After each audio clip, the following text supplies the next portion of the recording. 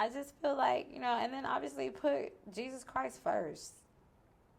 That's who I believe in. That's who I choose to believe in. Put him first. Like, he will literally alter your footsteps and literally put the right people at the right time in your path. Like, I strongly and wholly believe that. Me too. Because it's been my life.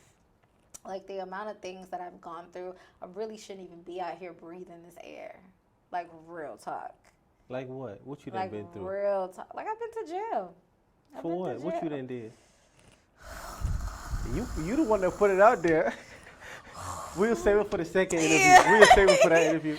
I mean, but I'm just saying, I was a troubled kid. Like, a lot of things have happened to me where most people would be like, I'm done. I ain't doing. I'm done. What you saying that you went to jail and you being that transparent, I'm gonna be transparent as well. I've been there too. But we gonna save the details for another for the time. Next time. For another time. Not too much. For the next time. Not too much. For the next time. Ready? I'm ready. Welcome to another episode of the Hour of Change podcast, and today is no different. We bring very special guests that have learned to build businesses, entrepreneurs, and just know in this episode, just like every other episode, you never think the same, you never work the same, you never move the same, because within this hour, your life will be changed. We provide valuable information and drop a lot of gems, so be prepared and be ready for this one. And today, we have Miss Fee here today. Yes. What's going on? How are you? I'm great. How are you? I'm doing good. One of the first things I want to ask you was, if you was to, let's say you get invited to like a networking event, right? Mm-hmm. And it's your time to speak. You walking up on stage, and they hand you the microphone, right? Yeah. How would you introduce yourself and your business and tell people what it is that you do? One, I feel like you gotta put respect on people's names, and I'm gonna put respect on my name. So It would be, hi everyone, I'm Fee, the owner of The Flawless Brand, a luxury upscale salon. The Flawless Brand? The Flawless Brand, yes. A luxury upscale salon located in the heart of Stafford, Texas, which is the middle of Sugar Land, Houston, Missouri City. We service every person, every color, every walk of life. And our goal is to uplift those using faith and beauty. Using faith and beauty. Yes. Faith. How is faith attached to that? So I always ask God what my purpose is, all the time. And what constantly comes to me is faith, faith all the time. I tend to inspire people through all the stuff that I've gone through. And the only way that I've got through all those things is a walk of faith. Gotcha. So I feel like with every person that sits in my chair, whether I'm doing their hair or their makeup, whatever it may be, it's by faith. Like your hair, because you're wanting something to drastically change in your life, whether it be hair or makeup. But I use those encounters to, minister with what God gave me. Right. So that's where that came from. Gotcha. So what makes it luxurious? So I'm a little bougie. Ain't nothing wrong with that. I'm just a little bougie. I like the finer things in life. So I want when you, if you were to walk into the Post Oak Hotel, there's an ambiance. There's a feel for it. It's really smooth, airy. You want to be there. It's like being there is it gives you a feel of luxury. The Post Oak, that's by the Galleria, right? Correct. Right. Correct. So that is who I am. You walk into the salon, you can see it's really calm, real soothing. There's velvet curtains, really expensive couches. But the vibe is very put together. What's expensive? One of the couches alone costs probably $2,000. One station costs $1,600. One chair costs $500. So Gotcha. So yeah, really upscale. I don't even have when you walk in there, it doesn't feel like a salon at all. It doesn't really look like one at all, and on purpose. I want it to be if you walk into my house. Where'd you get that vision from? My house. house. But other than that, like I think of the women from where I'm from, like being in New York, you walk down like, Fifth Avenue, you walk in, down anywhere in Manhattan, and you see these amazing women that are like well put together, and they're usually wearing black and white. And those are the colors, the main colors of the salon are black and white with a tad bit of gold because, why not? Right. And that's where I got it from. Like, they just are so put together, so polished. So, like, even just the material that are used in the salon, it's not your, like, you can't just go to, like, Hobby Lobby and be like, yeah, let me get that and make these curtains with So this it. real upscale. Correct. Correct. Like, you literally park right in front of the door of the salon. I'm going to bring my wife there. I'm going to need you to. I'm going to need you to. Tell her to come and be touched by an angel. Right. Touched by an angel. I like that. Let's take a step back for a second. What were you doing before you got into this? Ripping and running. What does that mean? So what's so crazy is like most people don't know this, but I went to school for engineering. So this is an exclusive? You said most people don't know this. Most people don't know this. It's a very exclusive situation. I have multiple certificates or degrees. Like, I'm no dummy by no means. Well, education-wise. Right. So I'm like a well-versed person. So prior to doing hair and makeup, I went to school for engineering. I also went to school for real estate, and I'm a cosmetology, obviously instructor, and a cosmetologist. So I was doing all of that prior to, but while I was in school for all of those things, I was always doing hair. Somebody's hair. Somebody's mama's hair. You said what though? You couldn't get away from it. I couldn't. I wanted to though. I ran from it. That's where engineering came from. Engineering came from you running away from doing hair. Yes, I'm a science math junkie by nature. Like, that stuff just kind of intrigues me. And so my mom, being from the islands, they didn't see value in... What island is she from? Well, my mom was actually from England. Your mom was from England? Yeah. My dad. Yeah.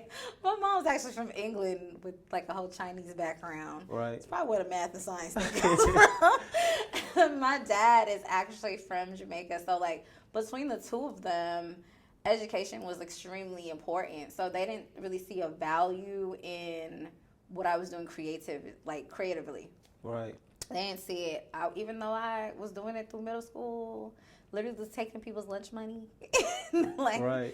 They just didn't see a value in it. And so I had to use my smarts and like go to school because that was the only option for them.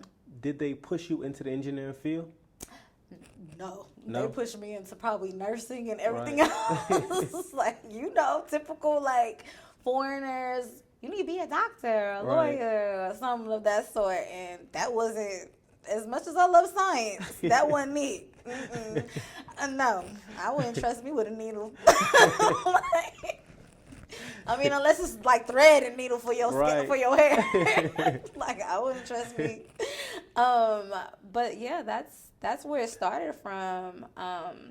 Even prior to that, I was really heavily into sports. So I got like scholarships to go abroad to play basketball. As short as I am, I don't even know how that works. You was hooping? You wasn't hooping. I promise I was. Give me some stats. Girl, I ain't got no stats to give you. You know how long ago that was? That was so long ago. But like I was in like 8th grade, offered opportunities to literally play abroad, which was crazy to me. Right. Like, hey, we can put her in school abroad. And I need to see some film. I need to see this. You got some film? my mom, I'm sure do. Okay, find me some. I want to see this. I'm sure my mom does. I want to see this. you could literally ask her anything. She's like, yeah, my child swam. She played basketball, volleyball. But what I was known for was track. Right. Gotcha. Short little bow leg self. Yeah, I was known for that. So you said something that I want to touch on. So you said that you was running from here. Yeah. Why were you running from it? I didn't, when you're young, you don't really understand like what you're supposed to be doing. What age would that be? like, so just to kind of give you a backtrack, like a little back history. When you're like a kids, you have these dreams for yourself, like of what you want to do in life. A little 4, 5, 6-year-old kid. Right. It's like, I want to go do this. I want to be. I think I wanted to be a flight attendant at one point. I wanted to, like the things that I naturally were good at, I never wanted to do. Like I just didn't. I was like, I wanted to do this. I wanted to do that. And I think I was like 12, 13. And I just was like, I don't know that I want to do hair. I just thought it was maybe a hobby, something I was just good at, And over time, I was just maybe 16, 17. I was just like, yeah, I don't want to do this. That's not what I want to do with my life. And I'm sitting here thinking, right? I wonder if it's because the things that we are naturally good at, well, and I'm trying to find the right way. Excuse my ignorance if okay. if it don't comes out the right way. Just being transparent, right? Please. But I wonder if sometimes the things that we're naturally good at, the world doesn't, I guess society doesn't have it to where, I guess they program our minds where we don't see it as we could make money from it. Absolutely. That makes sense what I'm saying? Absolutely. When the things that we are naturally gifted at, we should pursue those things. Those are usually our purpose. That's what's so crazy about it. So naturally, society will have you running to do what they want you to do. Go to school. Right. Pick a degree. Go to school and end up having a loan for God knows how much. And go to work to pay off that loan and try to live from that, I wonder why is it like that? You asking me? I have no idea. I think money makes the world go around, and there's so many people who want power, and I feel like that's the easiest way to condition people. They see those people in higher positions, and they're the people who are pushing that agenda. Like, go to school. You need to go to college. You need to do this. You need to do that to make it happen. But then there's all these other people who are artists who didn't finish school, and they're amazing. And here they are living their best life. Right. They might not be the wealthiest, but they are the happiest, healthiest mental people. And are you happy? Most definitely. Mentally? Most definitely. Most definitely. Gotcha. Okay. Like, I can't see myself doing nothing else. I don't want to do anything else. That's good. I don't want to do anything else. Any opportunity that allows me to still spend time with my family. Because, tomorrow's not promised. Mm-hmm.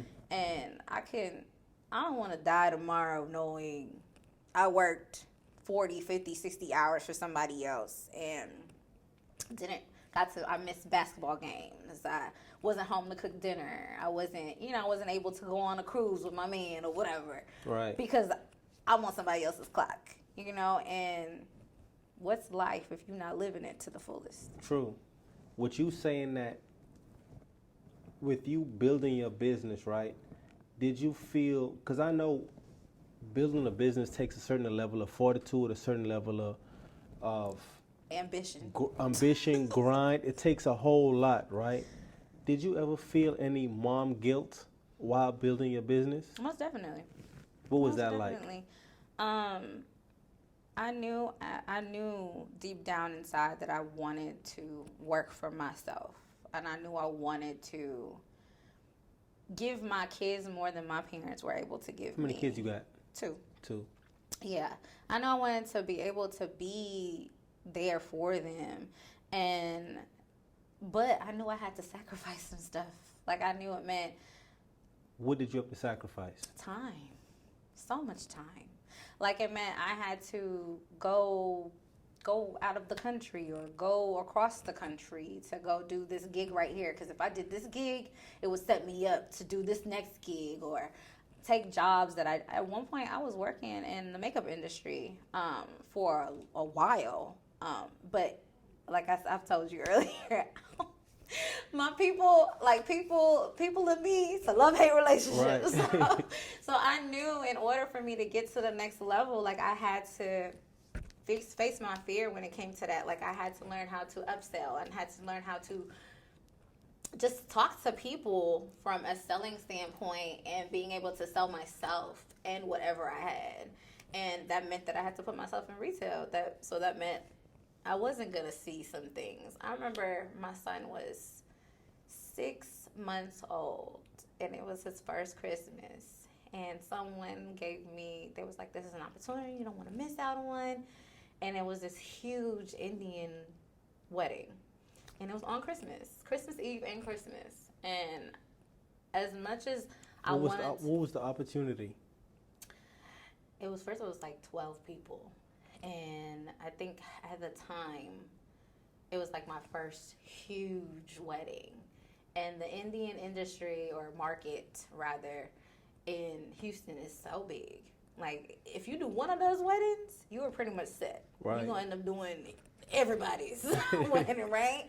And I wanted to be considered or known as the hairstylist that did every race. Not just because I'm a black girl, I do black girls. You know, I wanted to do your Caucasian, your Indian, your Asian, your whatever. Mm-hmm.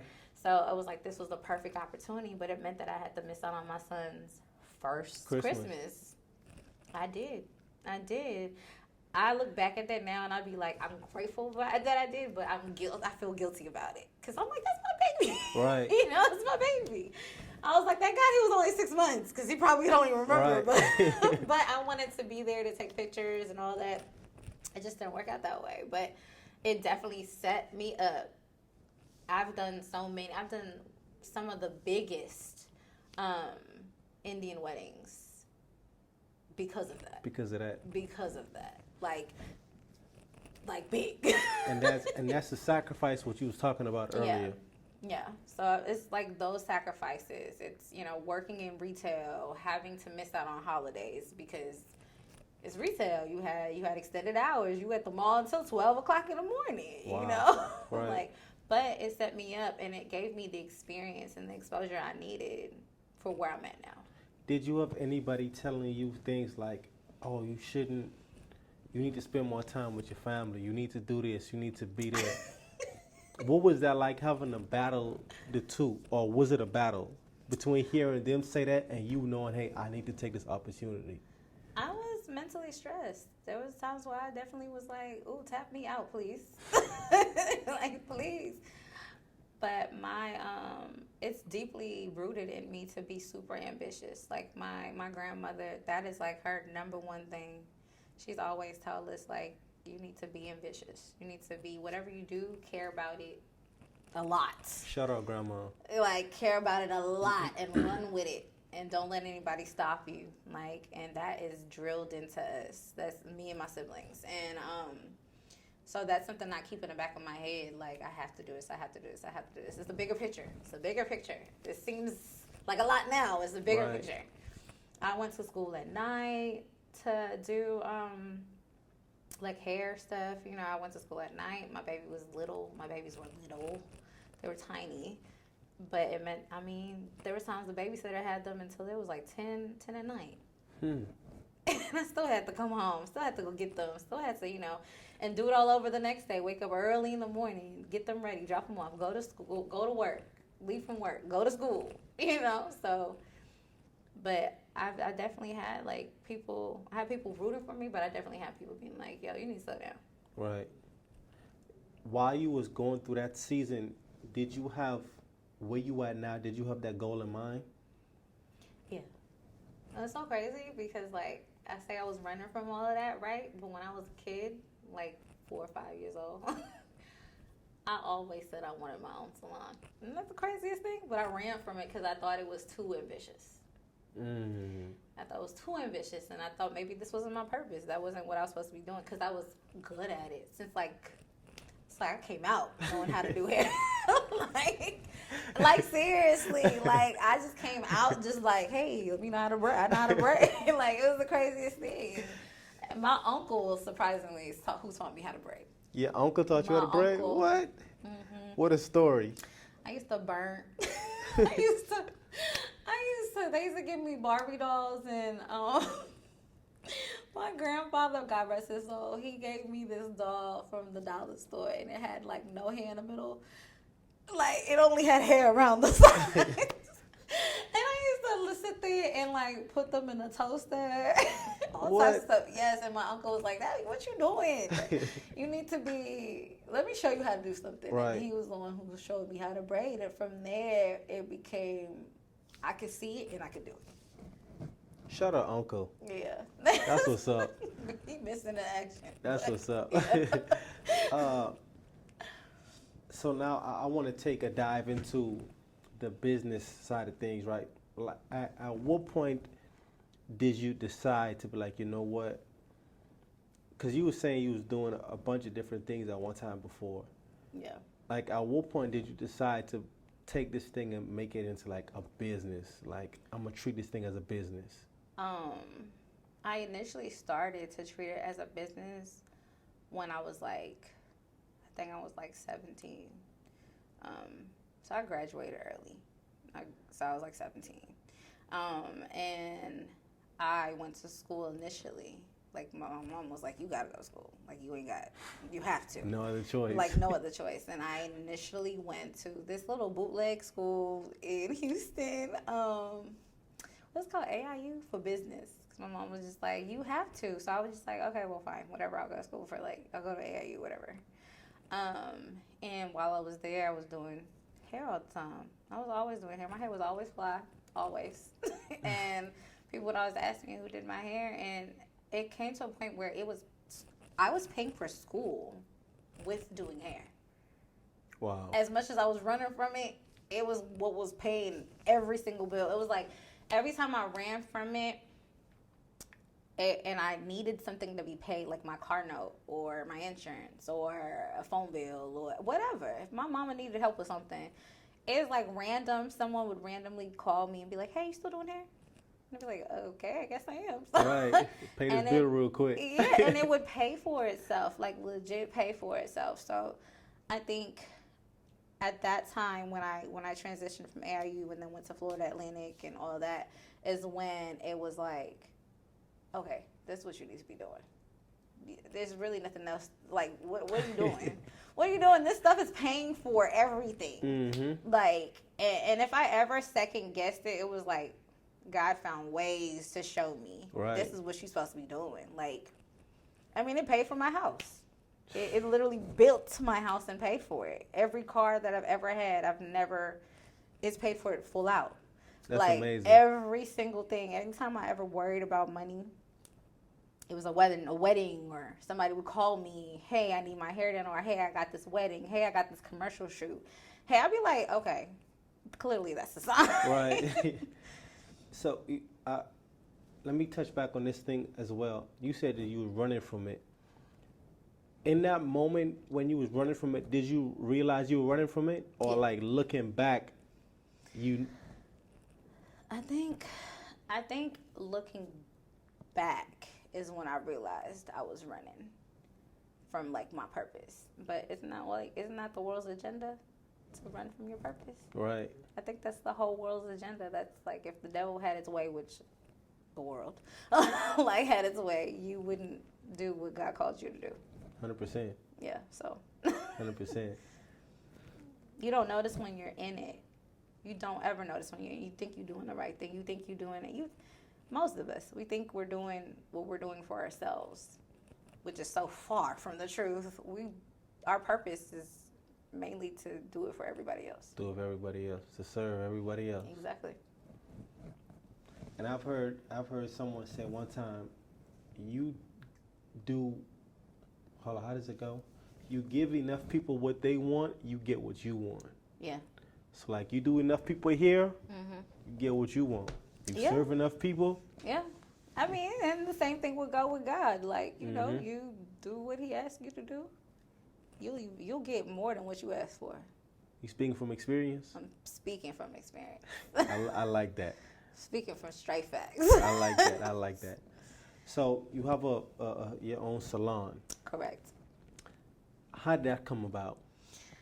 Like I said, so when I was younger, I thought about it. It was like several things on my list that I wanted to. Call it like a bucket list, kind of. Right. Like, you know, I wanted to be, like I said, a flight attendant. I wanted to be a bank teller. I wanted to be in the military. There's several things. One of those things was, I wanted to be married young. I don't know what that's about. Like, what crack was I on? But I wanted to, and then I wanted to have my own, I wanted to be successful, and I wanted to have my own business and have a hair salon. And I don't know why, but that was like random on the list. I did everything else. I literally checked off everything else. So including getting married young? I wanted to find love young, and I did. And I'm still with that person. Gotcha. So, yeah. So, checked off everything on the list, except for a flight attendant. I think that came a little too late. I had kids and whatever. But, so fast forward, when it kept calling me, hey, you need to be doing hair, you know what I'm saying? Is when it was like, okay, I got this man telling me I'm everywhere but at home. I got my kids missing me, and I need to settle myself and be in one spot. So I did. Prior to that, you were going different places doing hair. I was. Right. I was traveling a lot. So I didn't have my own set space because I was always traveling. If I wasn't at somebody's house, I was in a whole nother state or another country. Like, so do some hair? Yeah, I was doing weddings left and right. You lit like that? It was crazy. You not lit like that. It was crazy. You are not lit like that. I promise. They call you to come out of the country. Out the country. They could find somebody in their country to do it. They could. Why you? So that's the crazy part. That's why I'm just like, when you ask God for something, and you're walking within the purpose that He called you to do, it's crazy how things will just show up for you like that. Like, why me? Right. Like, that's always my question. Now I just be like, thank you, God. Like, real talk. Like, I think it was, I've been in Mexico, Jamaica. I've been pretty much in every state in America. Couple other countries outside of the United States, like to go down the list and be like, and some of my kids have experienced it as well, because sometimes I'll take them along for the ride, like my dude as well, like, so. When that happens, do the person that's requesting you to come do the hair, do they pay for everything, like hotel, flights, absolutely. all that stuff? Yeah, absolutely. Absolutely. And I have contracted team members, like, they've experienced it themselves too. They've definitely been on some flights because of me. Right, that's what's up. Definitely, their rent or mortgage has definitely been paid because of me. That's what's up. So, yeah. That's what's up. But to get back to your question, I eventually decided to like settle down and be in one spot, because it was just like I got to a point where I had so many clients, and I was like, I can't be in 5 places at one time. And so I ended up getting a studio. The studio you at now, or one prior to. Okay. And I wasn't supposed to be there as long as I was, but I had got comfortable, which is like the number one thing that you don't do. Don't ever get comfortable. Don't ever get comfortable. Don't ever get comfortable. Don't ever get comfortable. Don't ever get comfortable. But when you get comfortable, you get stagnant. Growth doesn't start. You don't see it anymore. You feel like there's no need for it. Why did you get comfortable? I couldn't even put my finger on it. Well, let's figure it out right now. Yeah, let's figure it out. Let's figure it out. So I think I got to a point where I was content. When this is the best way for me to say it, and I've said this to other people, but like, when you make it $600 off of one person, and your rent for the week is like $200. You pocket $400, and you're doing maybe 2 people. Say you do 2 people in a week. Well, I have $800 a week. That's more than some people get paid bi-weekly. True. So I've already paid my rent. I don't need to really do nobody else. I'm cool. Like, I want to spend more time with my kids. I'll be at home and I'll be chilling. So I got comfortable with that lifestyle, of just being able to be like, nah, I'm cool. Let me block out the rest of my book. Let me ask you this. The environment that you were in, were other people around you comfortable as well? So with this, you mean home life or like salon? the work suite. wise. Work wise. Because I've heard people say, "Hey, you want to start making more money? Go around people that's making more. Making more money, exactly. And they'll help you shift your mindset. Like, hey, it's time to do more." So I will say that within the suite or the building that I was in that had several suites, people would move from smaller suites to bigger suites, and they would then stop there. Like, that wasn't the end goal for me. Me being comfortable scared me because I've always wanted more, like, just in general. So I think that's what, like, shook me to be like, okay, what you doing? So you recognize you was being comfortable. I got to the point where I was like, shoot, I could take a whole 2 weeks off of work. Right. So where clients were like, hello, open your books, girl. We trying to get in. I'm going to be like, y'all can wait. I just got comfortable because it was like, I made enough money this week. I made enough money this month. But is that okay though? If you feel like you've made enough, is that okay? I think that's okay for some people. I think that's okay for some people. But for me, knowing what I want in like the long end, like knowing what the end goal is, that wasn't okay for me. Gotcha. At all. And it wasn't okay for me. It wasn't okay for my family. No. So it was just like, get up and do something else. What you doing? And it was recognizable because there were times where I was forced to be uncomfortable. Like my roof came caving in at the salon, at the suites. Yeah. I mean caving in. Like it was like pouring rain. This salon you talking about right now, did you own that one? No. You just rented I rented, yes. It was a suite. So every person had like either 100 square foot room or 200 square foot room, whatever, and you pay weekly or monthly, however you felt to. And you had your own privacy. You come and go as you want.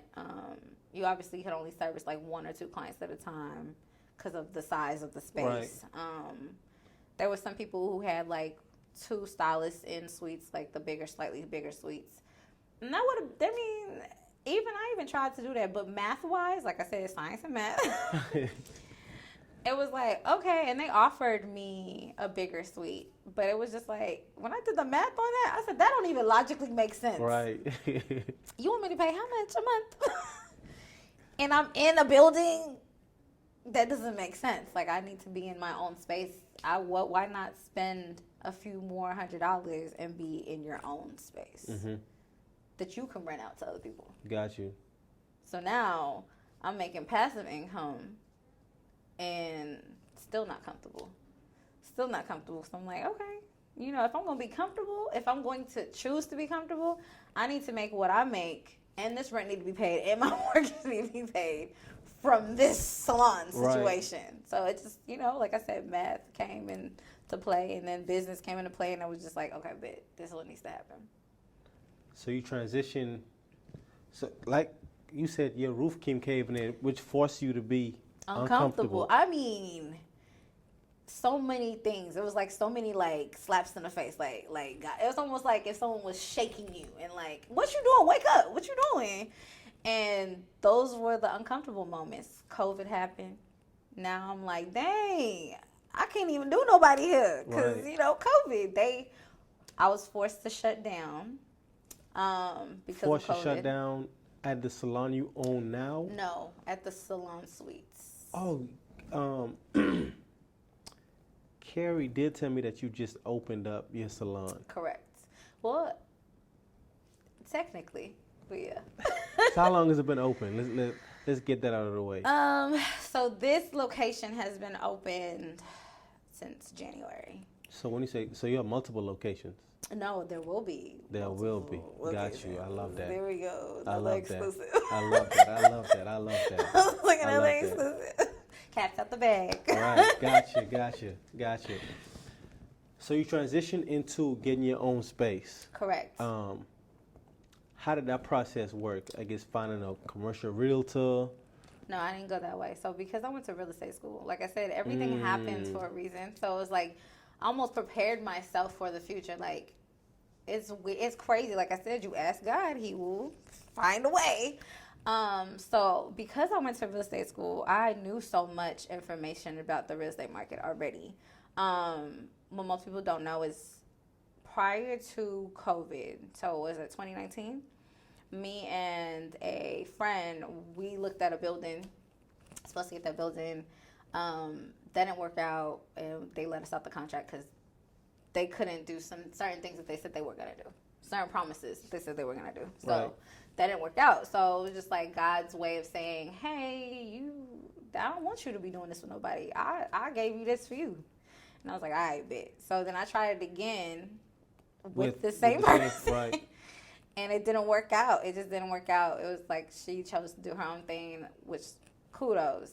And it was like God's way of saying. Are y'all still friends today? Most definitely. Okay. Most definitely. Gotcha. And she up in her own thing. She's killing it. She's doing her thing. Yeah, she's doing her thing. But it was literally God handling me. Like, you're supposed to be doing I gave this to you. What you doing? I like the way that you interpret these messages that you see. What do you mean? I mean, like you said, the roof came cave in, and you took that as a sign that, okay. It was. Like you said, y'all went to different buildings. It didn't work out, but you interpret that message as, hey, you need to be doing your own thing. I like the way that you interpret the message that God be giving you. Yeah, I mean, he going to give you this test over and over and over until you pass it. The same test over and over and over until you pass it. And he gave me the green light when I finally did it myself. When I was like, all right, fine. Let me go look for some. And it's so crazy because, so I'm at the Salon Suites, right? So I'm going to tell you the story about how we got to the salon. So I'm at the Salon Suites, and the lady who was there at the front desk was like, you've been coming in here real defeated lately, and I don't like that. That's not you. And I was just like, girl, it's a lot going on. This was the one that you was renting out of? Yes. So we had a concierge or building manager or whatever. And I happen to have known her for a while, which is crazy. But she was just like, I don't like you been coming in here real defeated and I don't like it. And I was just like, lots been going on. I'm trying to find my own space or whatever. And she's like, I don't want you to go, but like you should look at the building. And kid you not. Look at what building? There's this building that was on Main. And she was just like, you need to go look at this building. And I was just like, what? And prior to her saying that, she was just like, we just got off this business call with the owner of our building. And he was just saying how, if he could do this all over again, he would not have a partner. He would have done it by himself for so many reasons. And like, again, another sign, another message. I was just like, okay, now I got it. Got it. Doing it by myself. And so in her telling me that, like I said, I got the message, and she tells me to go look at this building, and I was like, where is it? She was like, it's on Main. Just go down Main. You'll see it. You can't miss it. So I'm driving, and I call her. I said, is this white and black building? And she was just like, no, I don't even know what white and black building you're talking about. That's just like, I told you it's a black building. So I go down there, see the black building, and I was like, oh, okay. Well, I guess God didn't want me there. I talked to the guy, negotiated terms, and he tried to play me like I was stupid. Try to play in what way? He tried to play me. Come on, let's talk about it. So the building is beautiful. Beautiful. Right? And I talked to their realtor. And he was just like, okay, well, I'm interested in you. We'd love to have a salon here. Da-da-da. I said, okay. He's like, can you give me your financials? Can I see can I see your IG? My Instagram page. I was like, what that gotta do with? Right. I was like, whatever. So I was like, whatever. Nonetheless, maybe he want to see if I'm legit or not. Like, he might think, oh, you got like one follower. Right. So I sent him the information. He looked at everything. And he was like, okay, bet. Let's go ahead. I'm gonna talk to the owner of the building and see if he's okay with this. He was okay with it, but because in his mind, I was not the entity that was entering the building, which what other entity would I be? He was just like, we need a business proposal, a business plan. I said, all right, cool, nothing. Gave him a business plan. And he was just like, okay, well, what are your projections? I was like, did you look at the last page? Right. He was like, oh, okay. And this is you about to buy the building or just rent it out? This is renting it. And so he was just like, okay, fine. So owner comes back and says to him, hey, because she's not the entity that's entering the building, which didn't What does make that sense mean? to me. Hello, that's what I was trying. I was like, I am the entity that's entering the building. What are you talking about? He in his mind, he was like, this is a different entity than what you are. I was like, no, it's not. It's the same entity. It's just grown. Like, there's nothing different. It's still gonna be the Flawless brand, LLC. Right. Like, sir, I don't know what you're talking about. But he made it a big deal, and he was just like, look, we want you in the building. So this is what we propose. We want you to go ahead and do a deposit, but not just for one month's rent. We need 2 months rent. I said, How much was the deposit? Do you remember? $2,600 times 2. So what is that? 52. Right. Yeah. 5,200. Yeah. Off the top of the dome. That's that math right Yeah, there, huh? yeah. Right. I didn't even. The crazy thing about that just now is I didn't even think about it. I just. It just came It right just to came. you. That's that crazy. reminds me of my friend Patch. His son DJ. He's like 8 years old or 7, and that dude know math like. That's my son. It be, you ask him 100 times 965. That's He my tell you in like son. 3 seconds. That's my son. I'd be like, what? Yeah, it's so crazy you say that because he's 9 and I just went to his ceremony and they just told the principal came to me and said he needs to be tested for gifted and talented because he not normal. Right. I was like, oh, okay. That explains Man. a lot. But so he tells me 2 times. I said, all right, cool, no problem. I had the money, so it was like whatever. And then he's like, but you need to use our contractor. I said, y'all's contractor? That don't even make sense. The contractor to build it out. To build it out. And I was like, that doesn't make sense, but because I don't know your contractor. I don't have a relationship with them. Normally, whenever you do a build out, you want to have 3 people, 3 different options, a low, a mid, a high, or whatever, and you want to decipher which one you choose based off of what they know, their Right. knowledge, their years of experience, whatever. And I know this to be true because, like I said, I went to real estate school. So I was like, okay, well, can I get your contractor's estimate? And I need, like, the complete estimate broken down to a T. He was like, okay, I'll get that for you. And then he tells me, like, what comes with it. And this man gonna tell me it's $100 and I think he told me $96,000 to build it up. I said, well, based off the research that I did, it's to fully build out a salon at $75,000. The size of this unit is $75,000, and that includes furnishing it. So your numbers are a little off. And his wasn't even include furnishing. No, his literally was included 2 walls, a closet, a bathroom, HVAC, and floors of my choice and whatever paint.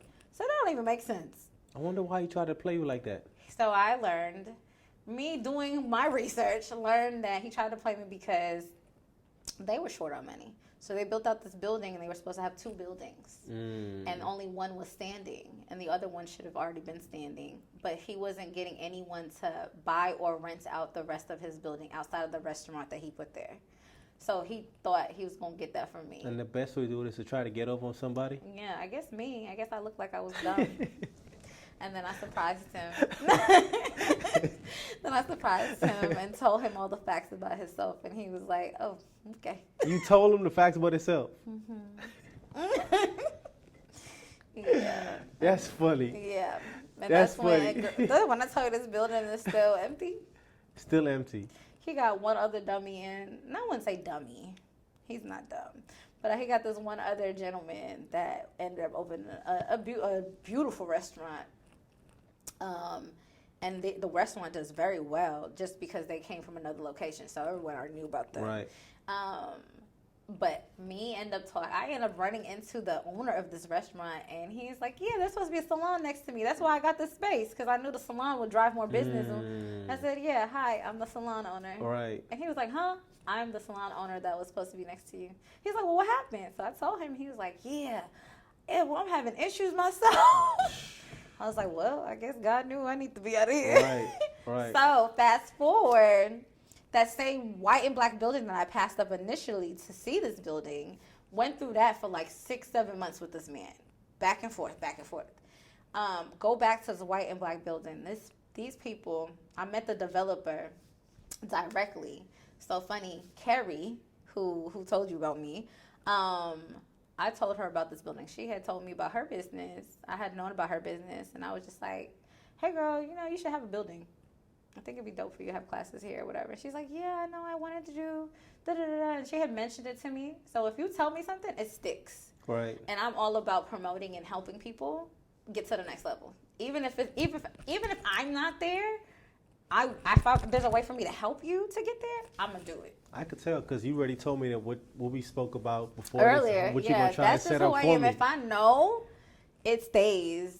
I love that about It you. stays. Like, I feel like we all need to win. 100%. For so many reasons. But the main reason is stay out my business. If Right. you're winning, you can't be in my business. I love that. I love that. If you win, you got your own business to Yeah, worry you about. be too busy with your business, Right. so you can't be in my business. So I want us all to win. Please win. I'm gonna start using that. You can, please. I'm about to. That's gonna be my Instagram caption. I want you to win so you can stay out of my business. Yes, stay on my business. Stay on my business. Win and stay on mine. Thanks. But I went ahead and I told her, hey, there's this building that they're building. They're building a whole bunch of buildings here. And I think it's worth you looking at. So I sent her the loop net. I didn't think she was going to, like, jump on it. She jumped on it. I don't even think the buildings were finished being built out yet. Is this the place where her studio is at right now? Yes. I haven't went to her studio It's yet. But I'm going on beautiful. Thursday. You need to go. I'm going It's on Thursday. Beautiful. We're doing her interview Thursday. I thought, honestly, I was like, he gonna come to the salon and do the interview? That'd be dope. Either way it goes, I'm not tripping. And how will we do this?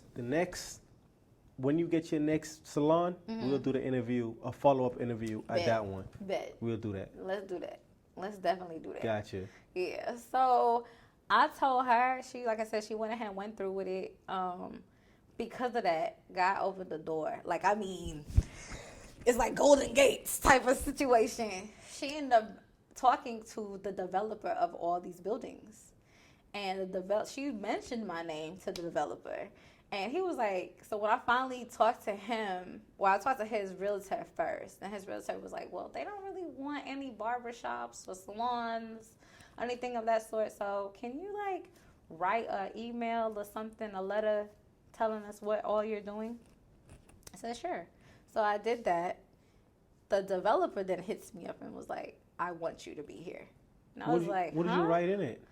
It was just, I could probably tell you verbatim, but pretty much just letting him know, hey, an intimate upscale luxury salon.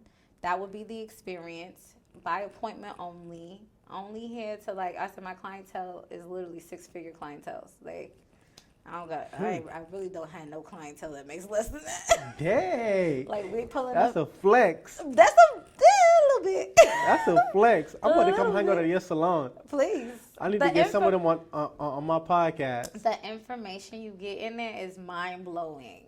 Like, you are bound to learn something in my salon because the women that come in there, it's judges. It's like Houston judges. It's diplomats. It's lawyers. It's doctors. It's like not just your regular nurse, but it's like what's the top nurse? I don't know. I forgot, but whatever they are, whatever they are, it's women who like. They're killing it. They're killing it. I mean, they pull up and stuff. I'll be like, can I? Right. Let me borrow that. let me borrow that. But yeah. So I wrote him and let him know, like, it's not that type of energy over here. It's women who are really of high standard, and I was like, it's meant for education. The salon is meant for education. It's meant for that purpose. And he was apparently elated. Like, he was like, sure, and I ended up talking to him, the developer, directly. He ended up like hitting me up. He was I guess the chances of talking to the developer directly, that's not common. No. When have you ever met? You talk to the realtor. The person, exactly. Right. When have you ever met the person that builds the building? That literally sits there and stayed up all night with the architect and said, True. This is what I want to do. Like, True. what? Like, so he like talks to me and he's like, so you're the person renting out my spaces. I was like, huh? He's like, you rented the space to cast. I ain't do nothing. I just showed them the space. They told me something. I showed them the space Talking and they about liked Carrie. it. Yes. Right. And he was like, why would I say no to you? I was like, huh? He was like, they were some of the first people. The place wasn't even done. And I was like, okay. And he was like, so yeah, I'm gonna figure it out for you. We gonna make That's a way. love. So much that most times you have to do paperwork when you go ahead and have You your own skip building. all that. I mean, all of that. Skipped it all. No background check. No, he didn't ask for no bank papers. He didn't ask for nothing. You was in the door. In the door, just off the strength of like listening to what God told me to do. Like, that's crazy. That's why I said, like, I know this all too well. All too well. Too well. That's what's up. You are dropping so many gems, and I'm listening, and it's just like, man, moving when the voice of God speaks. Literally. And he talks to us all different. He be yelling at me, but he do. Like, oh, he be like this stubborn little girl right here. Right. I want to touch on something you said. How did you get that type of clientele? Because I know people other women would die for that. How did you get that type of clientele? One, like I said, I did a lot of educational stuff. Like, so I was always in school, always trying to be. I think the best way for you to like get to the next level is always be a learner, always be willing to learn. 100%.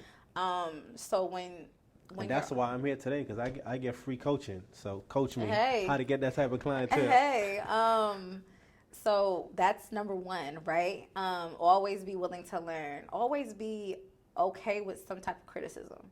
That was the hardest thing for me, because you ain't about to criticize my craft. I ain't gonna lie, that was like the hardest thing. You ain't about to criticize my craft right. or tell me what I'm doing wrong.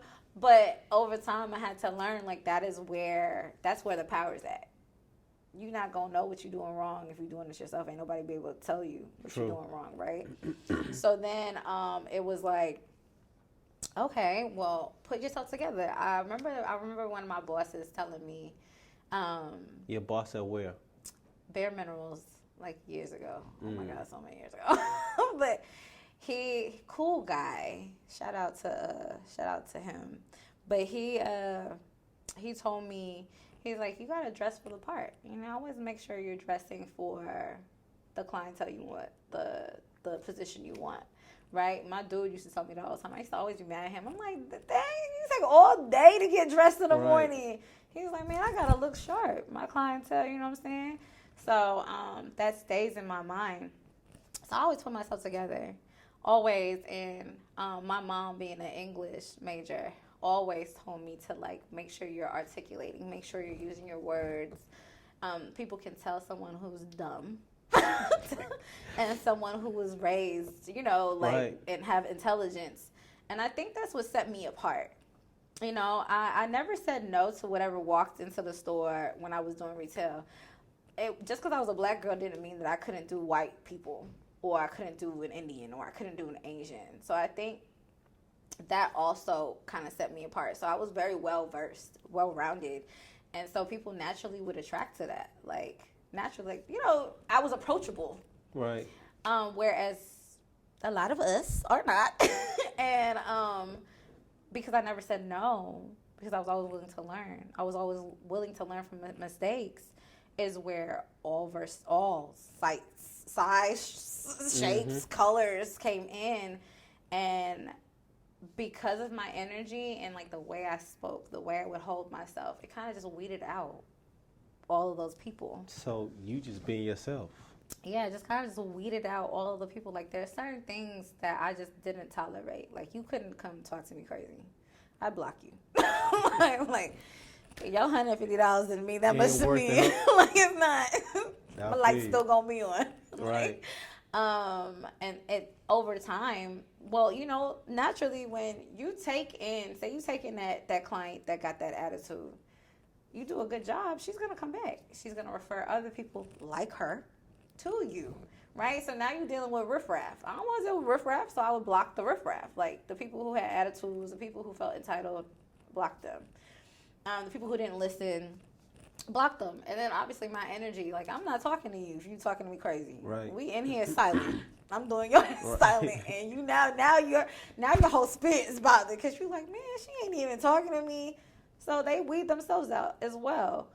But the people who got it, like I said, my first client that came in that was like a doctor, she was like, oh my gosh, I love my hair. My hair's never looked this great. She referred to other doctors. And then from there was the just nurses. Kept growing. Yeah, and then it just became my clientele. Like, and then also it's the type of service that you give. You know, like energy gotta be right. Like the conversation gotta be right. Like, you know, what you put on the TV, the music, your environment that attracts a certain type of person. You know, I was listening to Donnie Wiggins say one time, she said she don't mind going to pay that certain number to get her hair done because she know when she's sitting in that chair, she's learning something and not hearing about gossiping. She said she don't like that gossip stuff. I don't want to do that. She said I'll pay that premium number because I know when I'm in this environment, this is what I get. Yep. And I was like, that make a lot of sense. You know, it's like when you go to a spa, do you want 9 people touching on you? Or you just want that one person, that one individual giving you the massage? I don't want 10 of y'all touching on me. Right. I want this one person.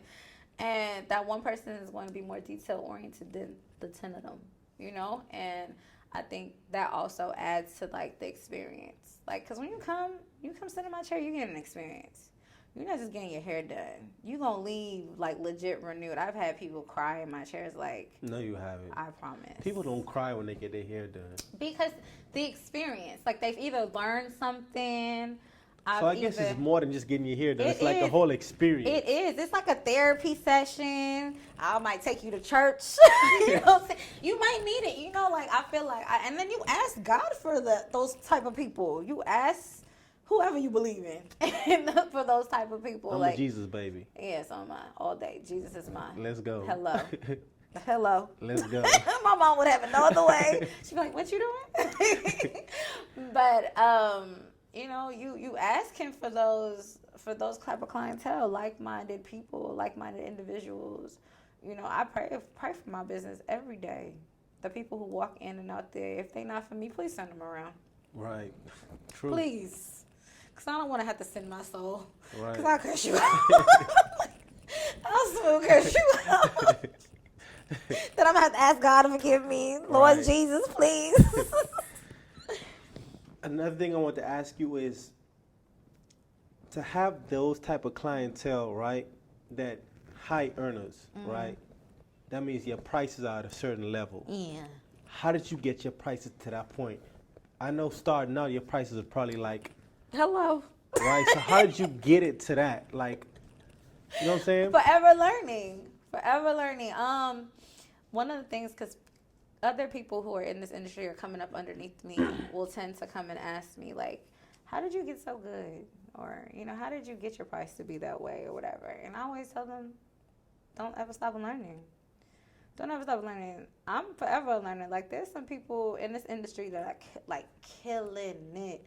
And I look at their work, and I'm like, oh, it's so polished. Okay, so I could be doing this a little different. You know, I always tell people, take pictures of your work, because you can see where you messed up at. So I've been doing that since forever.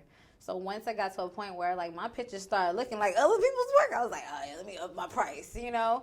I remember sitting there killing myself doing, like, braids when I was much younger for, like, $80. Just imagine you standing up for, like, 10 hours for $80. That's retarded. But I was young. And didn't understand the value of what I was doing. And also, like, I was hungry. I didn't care. I was hungry. Hustle mode. Like, I got you. Hungry. I feel you. Like, I feel you.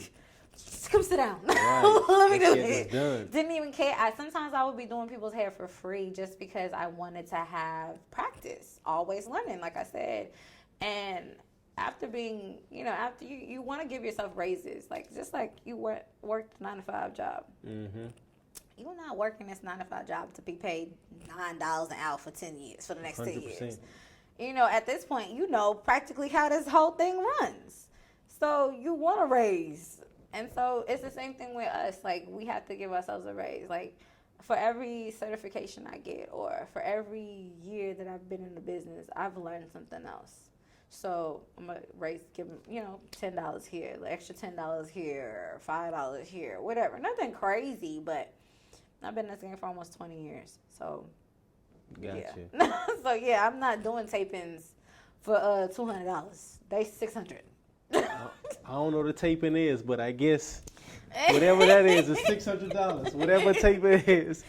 The hairstyle you have right now, you do that at your salon? Yes. How much would something like that cost right there? So this is a sew-in, which is okay. Is that a frontal? No, this is mine. I don't even know what a frontal is. This is mine. Like, he played too much. I don't even know what a frontal is. Which means it's okay, guys. The guys don't even know the difference. But this is a sew-in, so it's a natural sew-in. They start at $225. $225. That's not including the hair, which I do sell the hair as well. That's not including color. This is a custom color. So by the time you walk out the door with this hairstyle, you probably spent like $600-$700. You are here killing it. Trying. Trying. I don't believe in trying. A little bit trying. I don't believe in trying. You killing it. You killing it. So you still behind the chair? I am. The goal is to like step back from being behind the chair. Like I said, I've been doing this for like 20 years. So, as you get older, your joints and all that don't just do what they're supposed to be doing no more. I don't braid anymore. I used to braid. So a lot of people knew me for braiding. I used to like have sick designs in people's heads. Like I remember 2002 or 2001, I had like a 2001 braided in someone's head. So, I was known for braids and then color. And I stopped doing that because my fingers started seizing up on me. Right. I was like, I ain't about to be braiding nobody's hair. You better go to them braiders. So there's a lot of things I just stopped doing. And that was also one of the reasons why my prices have gone up. Like, I think people don't realize how much physical labor goes into being a hairstylist or a makeup artist. Like, we're on our feet all day. We got to clean our brushes, clean our combs, make sure everything is sanitized. Because I ain't trying to, get sued for giving you whatever. True. On top of that, now we got to get back massages. We got to go to chiropractors to be adjusted. If you want your hair to look good, buy a stylist. Pay her what she's worth because you're not doing it. You don't know how to do it. Or maybe you do and you just don't want to. But you're coming to sit down in someone's chair to get that service done. That comes with a lot. Like, it's just like a football player going to play football every day. Or a mechanic or whatever. Like, it comes with a lot. So, like, our prices, between our education and all that, with everything else that comes with it, standing and all that other stuff, like, that's where the prices really come from. Half the time, you're not even really paying for the service. You're paying for us to be alive. I got you. No, I feel you. What you talking about makeup artists just now, have you ever done collaborations with, like, other makeup artists or hairstylists?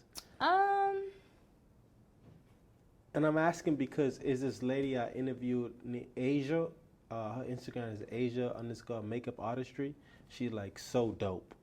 I'm sure she is. I was thinking about connecting y'all two. I'm gonna definitely connect y'all two because I like what you saying and what you talking about, and she is really good at what she do as well. So after we get done, I'm gonna definitely connect y'all two. That'd be so dope. Yeah. I will. I love, like I said, I feel like you're not really a boss until you're able to put money in somebody else's pocket.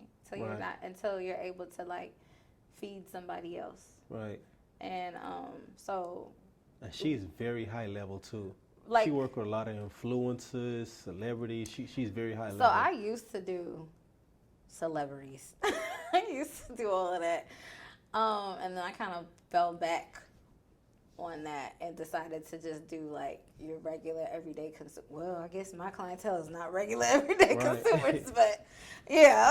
But I started to do a lot of them mainly because like some people are doing it for you're doing it for a lot of different reasons. Like for me, I just wanted to make the I just wanted to like I said, restore faith, like where some people might have lost it, and knowing that it's gonna be okay, whatever you're going through, whatever you're trying to get to, you know what I'm saying? So I just wanted to do like the everyday person. I wanted to do me.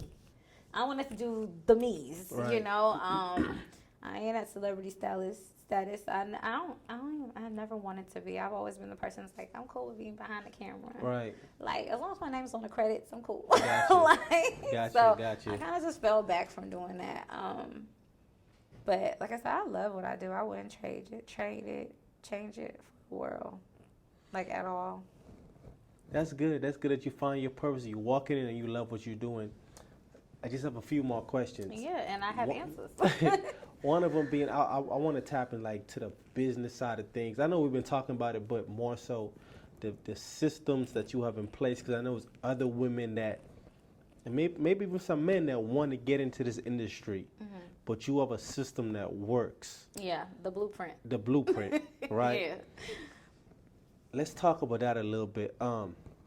First, yes. How many seats, chairs do you have in your? Three right now. Three styling stations, 2 makeup stations, 2 suites. And the suite is like maybe something like this to 100 where square feet. Each 100 square room. feet. Got you. Okay. Yeah, okay. just let y'all know, I got 2 open. Y'all want? Got you. Okay, so you have that set up, and then what? Each person pays a fee. Correct. Okay, basically, where you was at, you just now you own it, and now they paying you. Gotcha. Okay. And what else systems do you have in place to like run this smoothly? So, do you want to go back from like start, or like just in general?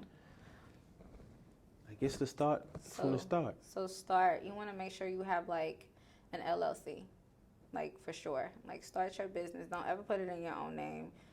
Stuff can go left, and you don't want your personal livelihood to go down with that. So make sure you get an LLC. Make sure you have a business bank account, business saving account. You want to have at least 2 business checking accounts, 1 saving. If you're trying to do what I'm doing in the salon industry and be able to rent to other like-minded stylists or makeup artists, whatever, you want to have 2 checking accounts. I say that because one of them will be for the overhead in general for your salon, for your business, what you want to add to it, whether it be merchandise, whatever, right? What's your overhead at right now? I think my overhead, dang, I don't even know. I just be paying. You know the money good when you just pay it, I huh? just be paying Oh, it. I don't man. even know exactly what number it is. I think it's like 30. Like 33. A month? Yeah. Sheesh. Like yeah. But it's a brand new location, like brand spanking new. I'm the first person in it. Right. But you want to make sure you have a substantial amount. Let me put a pin in this real quick. The last build out he was saying 94,000. How much did it take for you to build this one out? With everything in it, about 60,000. He was way off. Like I said. Dang. Yeah. That's an extra 34. Yeah. I was like, are you okay? Wow. Yeah. I Wow. was like, you tried it and failed, and that's why that place is still empty. Wow. But okay. Go ahead, continue. but you want to make sure you have some type of history just with your business, whatever entity that is. So you want to make sure you have at least 2 years of history of constantly making the same amount of income on average monthly. To be able to end up having your own space, like your own building, whether it's renting, whether it's buying. You didn't need that. You just got straight in the door. Yeah, but I had it. But I had You still it had it, though. I had it because I Gotcha. had given it to 2 other locations. Right. So I had it. It was mainly just like the right fit. What's the right fit, right? So like I said, 2 years of like consistent income on average, like. Right? So your LLC, your 2 bank accounts, and one of those has to have consistent income. The savings is because what you want to do with that savings is obviously open your own building. You don't want to be touching your own money. If you see money in your account, you'll touch it, and then you'll be assed out Right. when it comes time for you to use it, right? So you do that. You can do one or two things with that. You can take your own money, which I don't suggest, your own business money, I don't suggest, or you go ahead and take your money, the income that you've been making consistently for the last 2 years, go to the bank and be like, hey, I need to take out a loan. I want to take out a loan. And sometimes if you're Is that what you did? that's what I did. Okay. I did. I had the same amount of money that matches my loan just in case something were to happen and I had to pull out. I had the money. Like, very important. Very important. Make sure you have whatever loan you're taking out. If you're taking $100,000, make sure you have at least half of that in your business. Like the money, to if God forbid something happens, you need to be able to have money to back that up. Right. So I took out a small loan, nothing crazy. I didn't want to be like, like I didn't want to be. What's the number? I took out, I think it was like $70,000. I knew the build out. Like I said, I knew overall the build out would be around $75,000. That's what, from just my calculations, my projections. And then what I had saved up, I had well over $170,000 saved up in my bank account. And that's just the business.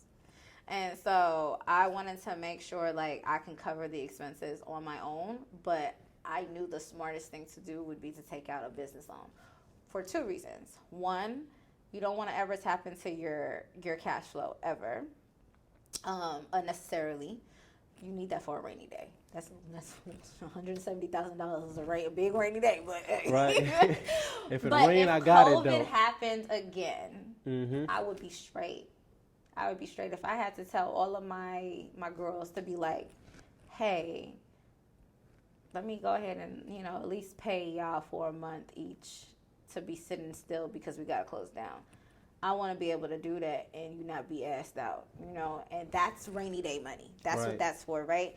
But also you want to build your business profile. You just said pay them. Why would you pay them if they paying you to be in the suite? Because they can't make any money. So that's just you being nice. That's me being a boss.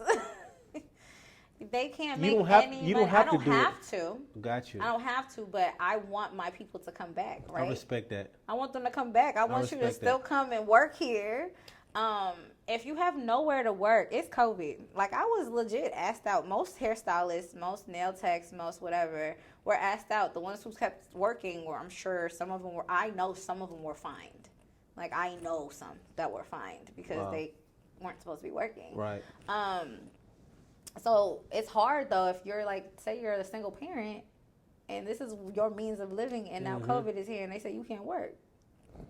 Like, they wasn't giving unemployment initially to anybody unless you were legit unemployed and not a business owner. Right. Eventually they offered that to people, right? So because of that, it was just like, that's something I got to keep in the back of my mind. How would I want somebody to treat me if I was working with them? I love that. You know what I'm saying? So, like I said, rainy day money. So don't touch that. Also, you want to build your business profile. So that is why you take a loan out. How do you build your business profile? So it's a lot that goes to that, but you want to make sure you have a relationship with whatever bank account. So at least 2 years, like I said. Now you've built a relationship with this bank. Hey, I want to make sure like I'm doing the right things to add to my business credit, not my personal. So how do I do that? You ask necessary questions. Some people are willing to give you the information. Let me tell you the tea. Tea is open a business credit card. When they offer you a business credit card, when you open your business account, take that business credit card. Take the business credit card. It does have a dink on your personal side because obviously you have no business credit yet, right? But that helps build your profile. You need a major bank card, credit card of some sort on your business profile. That can start so much, right? Then you target the smaller banks that are like business. If you happen to have Navy Federal, kudos to you. Like, you in the door. Bank of America, there's like Bank of Omaha, like smaller banks that are willing to give you even $2,000 for a business credit line, right? Pay on it, like use it, like half of it, pay on it, all of it. Then it doubles your credit.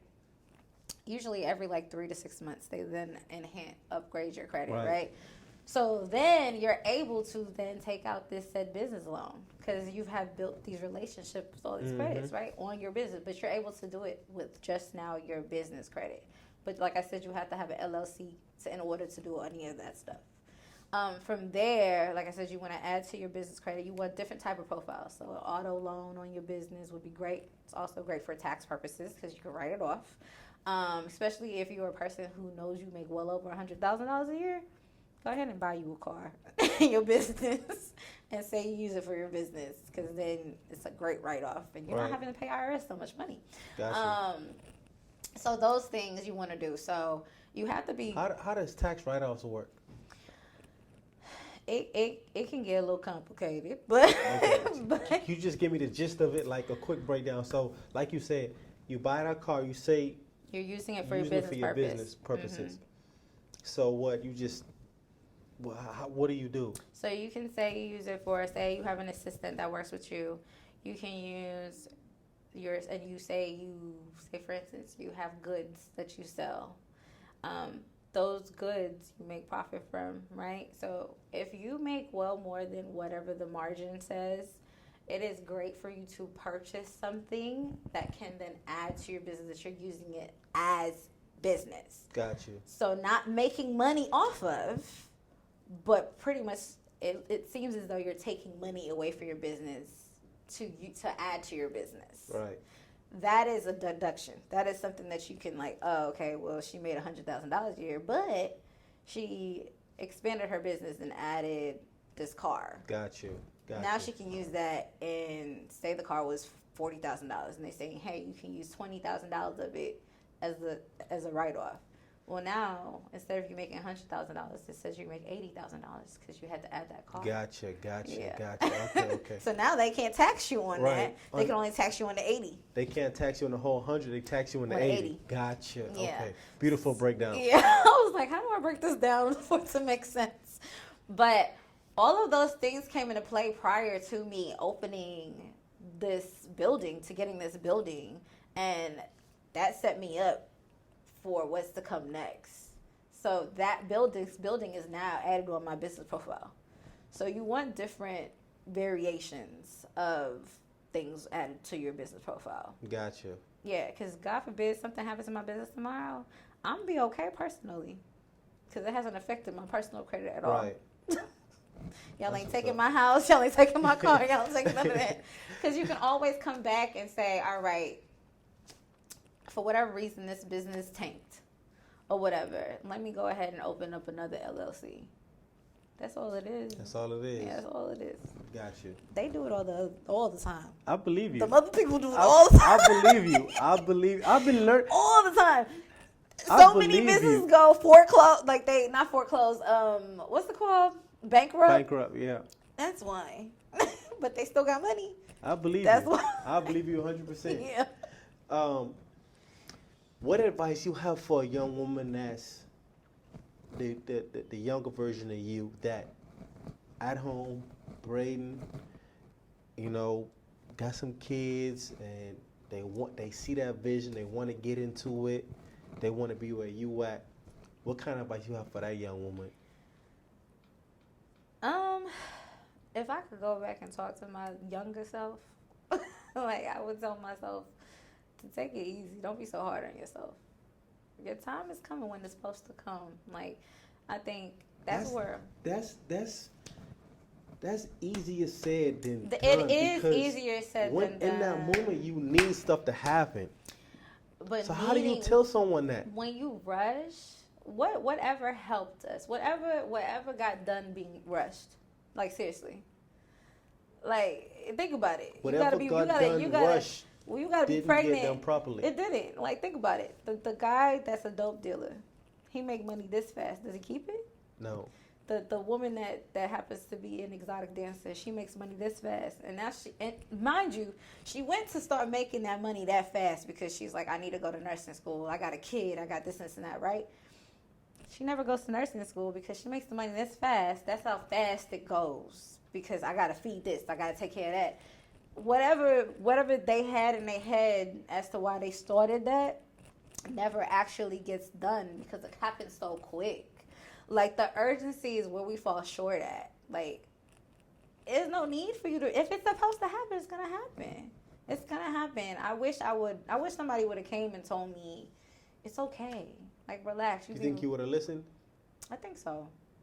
I really do. I think and so. I said it because you said earlier you are so ambitious. So someone telling you, hey, keep and going. You being so ambitious is keep like, going. Don't ever stop. Right. Always learn. All those things. Because what someone told me a while ago was, what's an opportunity if you're not prepared for it? I guess one that's wasted or one you can't take advantage of right there. If you're not prepared for it, how you going to, you know what I'm saying? So it's like, don't be so hard. Don't be so quick for things to happen. It took me, what's so crazy, I've been looking for a building for 3-4 years?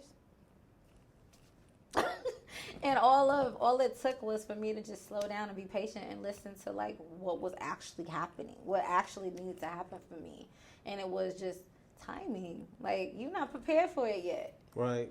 Maybe I might have had all the money. I might have had the LLCs. I might have had all of that, the business right? is way more than just that, huh? So much more than that. Y'all, I was just saying that the other day. I was like, man, just yesterday, I went up to the salon. I was like, man, let me clean these hair traps out.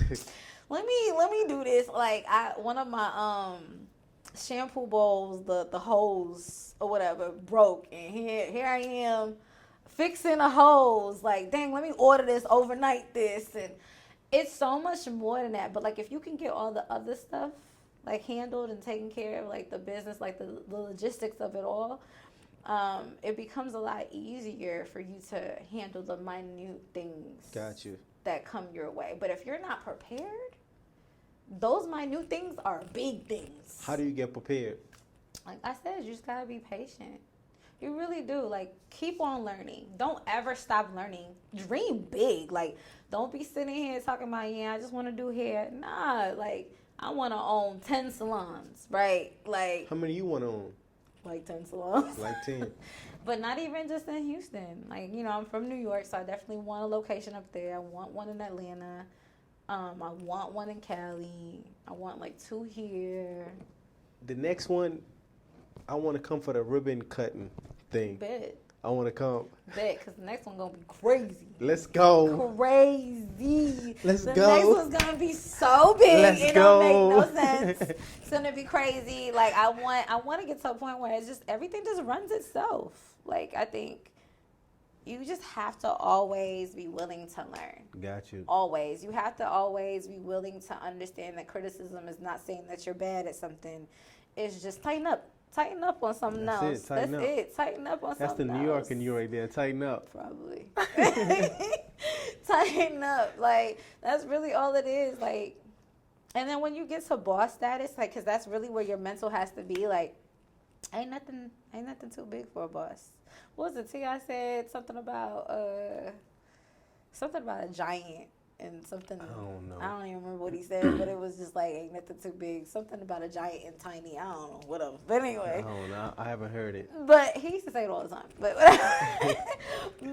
I just feel like, you know, and then obviously put Jesus Christ first. That's who I believe in. That's who I choose to believe in. Put him first. Like, he will literally alter your footsteps and literally put the right people at the right time in your path. Like, I strongly and wholly believe that. Me too. Because it's been my life. Like, the amount of things that I've gone through, I really shouldn't even be out here breathing this air. Like, real talk. Like what? What you done been through? Like, real talk. Like, I've been to jail. For what? What you done did? You the one that put it out there. We'll save it for the second interview. Yeah. We'll save it for that interview. You know, I mean, but I'm just saying, I was a troubled kid. Like, you know, a lot of things have happened to me where most people would be like, I'm done. I'm done. I'm done. What you saying that you went to jail and you being that transparent, I'm going to be transparent with I've been there too. But we going to save the details for another for the time. next time. For another time. Not too much. For the next time. Not too much. for the next time. But seriously, like, I would tell myself, don't be too hard on yourself. Like, Right. it was me, honestly, like, sometimes what they say, greed, and I feel like being hasty is a form of greed. Like, why do you want it so bad? Why do you need it right now? Like, why do you need it right now? Sometimes Most people because can't it's our answer that question, situation. though. But most people can't answer that question. Like, why do you have to have it right now? Because it's not a half. You don't have to have it. Depends on what it is. My lights about to get turned off. My car needs some gas. I need it right now. So you gonna steal for it? I ain't say that. Because whenever you have that mentality, you'll do anything to get it. And sometimes doing anything to get it is what gets you caught up. And then here you are, off balanced. You missed now going, instead of going this way, you gotta go this way. Right. Now it's gonna take you another 5 years to get to that, and now it's gonna take you another. So it's like you prolonging the damn process. Right. Like, so you might as well just be patient. Right. 100%. You might as well be patient. I enjoyed this conversation. Did you? I enjoyed this. I enjoyed this. It was a lot of gems dropped. Your journey, transparency, the business side of things. I really enjoyed it. Your energy, especially your energy. Well, thanks. I truly enjoyed this conversation, and Likewise. we definitely gonna do a part 2. Please.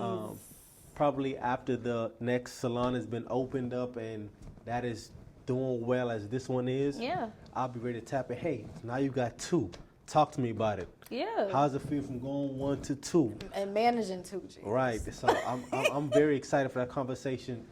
Another thing while we're here too, let me give a special shout out to Carrie, because without her, this would have been possible. CK Wall Designs, I CK love y'all. Wall Design. I love them. Oh my God. The way how I met Carrie was I was at a house in Cyprus mounting a TV on the wall. Oh. And so happened that she was doing the wall that I'm mounting the TV on. So we started talking and stuff. I told her I got a podcast. She started showing me her work. And I was like, I want to get you my podcast. She's like, sure, let's make it happen. I was like, wow, that's all it took? Just for me to ask? I love her. And then we was talking on Instagram. She's like, hey, I got someone else for you. And that's when she refers you. And this is how we're here today. That's crazy, because she never really told me, like, the entire story. She Right. was just like, someone's going to contact you about a podcast? And I was just like, huh? No, I think you maybe reached out to me before she even said it to me. And I was like, girl, who is this? So she was just like, oh, yeah, I meant to tell you somebody's going to reach out to you for a podcast. And I was just like, okay, thanks for the heads up. She's like, I have a lot of things going on. Of course she does. Miss almost 200,000 followers. Right, 2 years in the game. Right, yeah, she's killing it. Hello, her and her She's killing husband. it. I love them. They are killing it. I'm blessed to have them as my neighbors, to be Most honest. definitely. Like, I really love them. They another one that shoots a whole bunch of gems my way. So I'll probably see you on Thursday when I You come to the will. studio. You Okay, will. I'll definitely stop by while I'm Please over there stop too. by. I'll definitely stop by. Yeah. Gotcha. How much is a shampoo? I might want to get my hair shampoo while I'm down there. It starts at like 45. And Okay. going up. Yeah. A detox. I want to get a detox. Detox is like 90. Okay. Yeah. Gotcha. Yeah. Other than that, one last question. I went to a networking event in Atlanta, and I stayed at an Airbnb, and I met the owner of the Airbnb. And we had a chance to talk, and I told him about my podcast, what I got going on, and the following morning he brought me a sheet of paper, and he's like, "Hey, I think," and this is one of the most brilliant minds I've ever spoke to in my life. Like, he an older guy, but the wisdom and the way he talked, the way he articulates stuff is just like, we spoke for like almost 2.5 hours at the table. And he brought me a sheet of paper the next morning. He said, hey, these are some ideas I think you could add to your podcast. And one thing stood out to me. And from that moment, this section of the podcast is forever dedicated to him.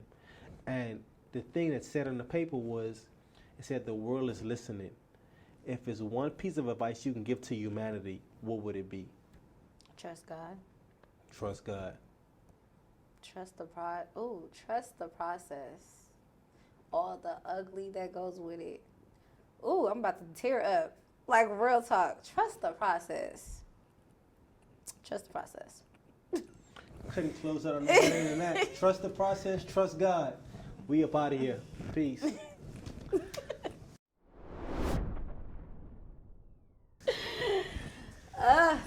Lord, you about to have me in tears. It's okay. It's okay. Have me in tears. Ooh, I promise I wish somebody would have told me that. Told you what? Trust the process? Just trust the process. All of the ugly that come with it. All of it. The loss of friendships, the everything.